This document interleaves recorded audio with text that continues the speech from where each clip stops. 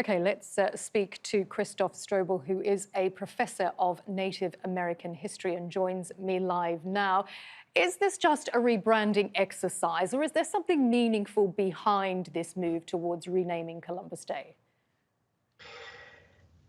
Well, it's a good question. There's always a question when these kinds of things happen. Is it just a moment of performative wokeness? But I also think that this is happening throughout the United States at very local levels, university changing, school systems changing, cities changing. And so I think there's a consolidated drive throughout the country to make changes. As with everything in the United States, of course, it's also imbued in this culture war that defines a lot of areas and turns a lot of areas like the past, like vaccination. It makes these areas all political. And so that's certainly also the reality with Columbus Day / Indigenous Peoples Day. So it's heading in the right direction. You think the movement is sort of growing a momentum. What is it that is at the heart of Indigenous people's struggles? Is it recognition? Is it land rights? Is it autonomy? What is it that they want to advance their rights? It's all of the above, and it's a lot of communities that have all different concerns. It's often for people within the United States, but also outside of the United States. You tend to have sort of the image of the Native American on horseback, and that certainly applies to the Great Plains. But communities in New England have very different concerns than people in say, Oklahoma, the Great Plains, or in California.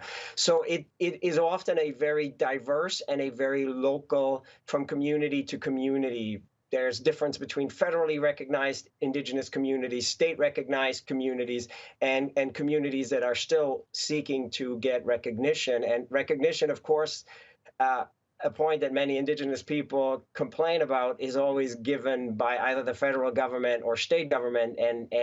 And so in Indigenous efforts for self-definition, that is often then kicked under the table. And so it's a very complex issue that is defined throughout the United States in very different ways.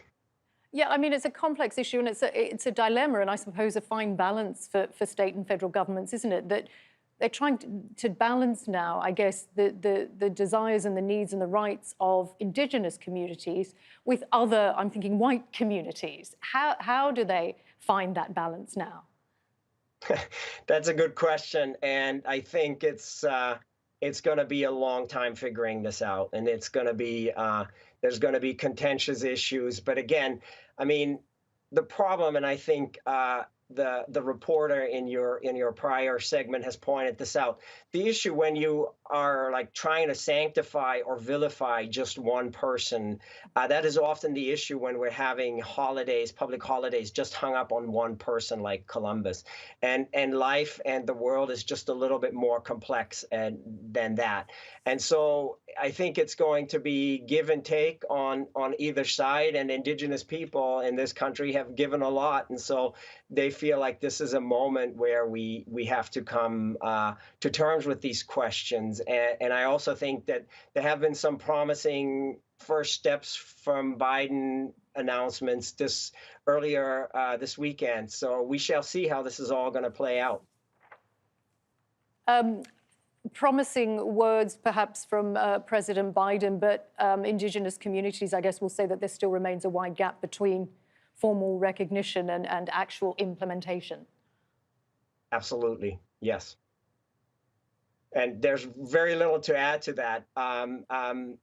It is very concerning to many Indigenous people what is happening in terms of energy policy, in terms of recognition policy, and the pendulum in American politics moves every few years, and it is very apparent in Indigenous communities with what's going on, especially now also with the COVID crisis that is hitting a lot of Indigenous communities hard.